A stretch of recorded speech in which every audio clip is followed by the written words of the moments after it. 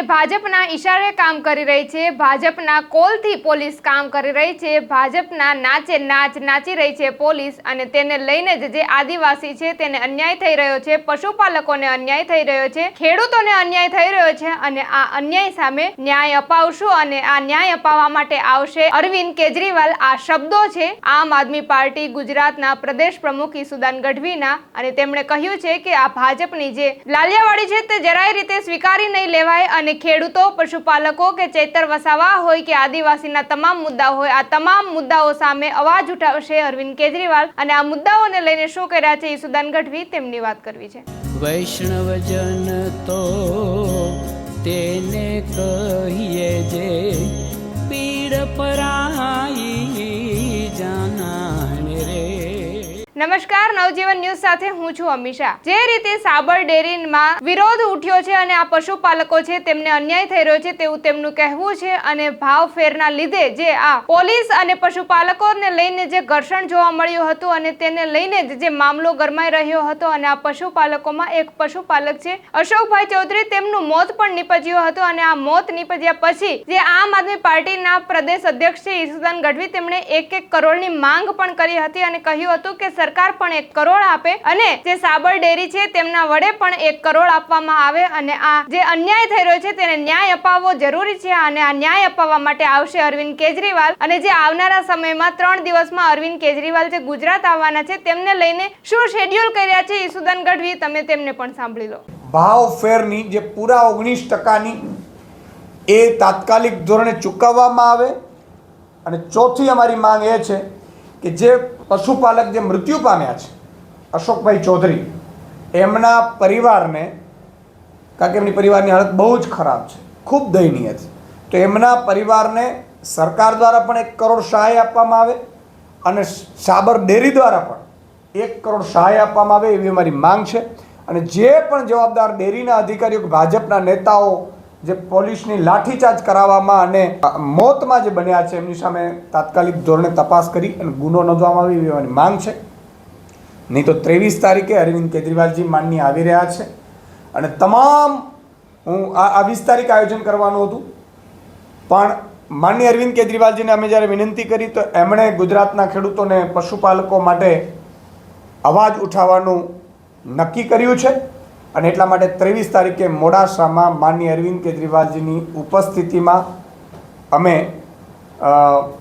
પશુપાલક અને ખેડૂતોની મહાપંચાયતનું આયોજન કરી રહ્યા છીએ. હું તમામ ઉત્તર ગુજરાત અને સમગ્ર ગુજરાતના ખેડૂતો અને પશુપાલકોને વિનંતી કરું છું કે મોડાસામાં એ સભામાં આપ ઉપસ્થિત રહો.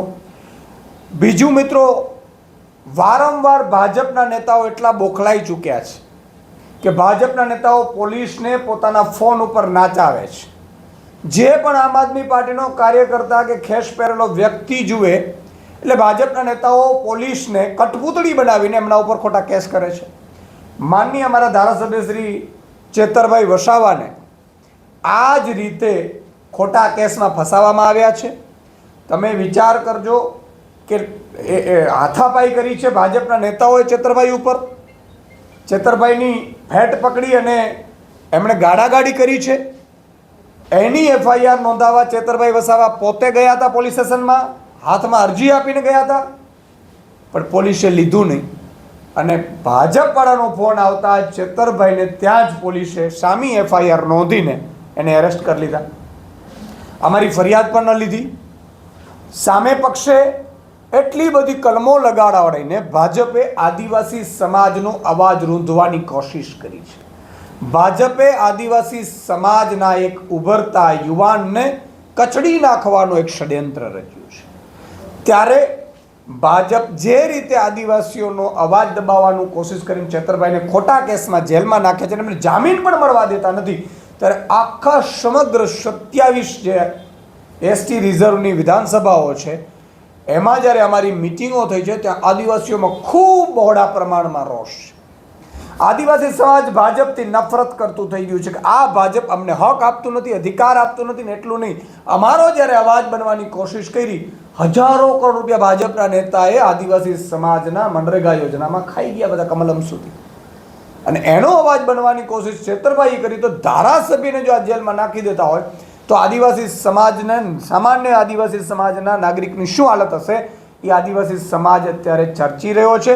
અને એના માનમાં પણ અમે માનનીય અરવિંદ કેજરીવાલજીને જ્યારે વિનંતી કરી તો 24 તારીખે માનનીય અરવિંદ કેજરીવાલજી આદિવાસી સમાજના સમર્થનમાં, માનનીય ચેતરભાઈ વસાવાના સમર્થનમાં ડેડિયાપાડામાં પણ અમે સભાનું આયોજન કરી રહ્યા છીએ, ન્યાય સભાનું આયોજન કરી રહ્યા છીએ, જેમાં તમામ આદિવાસી સમાજના એક નાગરિક એક ગામે એ પહેલાં અમે પ્લાનિંગ કરીશું કે એક દિવસનો કાર્યક્રમ કરવામાં આવશે, જેમાં ગામ દીઠ ઉપવાસનો કાર્યક્રમ ચેતરભાઈના સમર્થનમાં અને આદિવાસી સમાજમાં ઝઘડવાનો અને ભાજપે જે ષડયંત્ર કર્યું છે એનાથી આદિવાસી સમાજને વાકેફ કરવાના અમે કાર્યક્રમો કરવાના છીએ.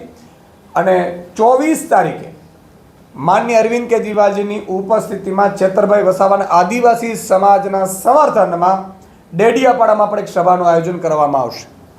માનનીય અરવિંદજી 3 દિવસના ગુજરાતના પ્રવાસે આવી રહ્યા છે, ત્યારે પશુપાલકો, ખેડૂતો, આદિવાસી સમાજ, ગરીબો, વંચિતો, શોષિતો, મનરેગા ખાનારાઓ, આ તમામના મુદ્દાઓ માનનીય અરવિંદ કેજરીવાલજી રાષ્ટ્રીય ફલક ઉપર ઉઠાવી અને આ સમાજને ન્યાય આપવાનું કામ કરશે.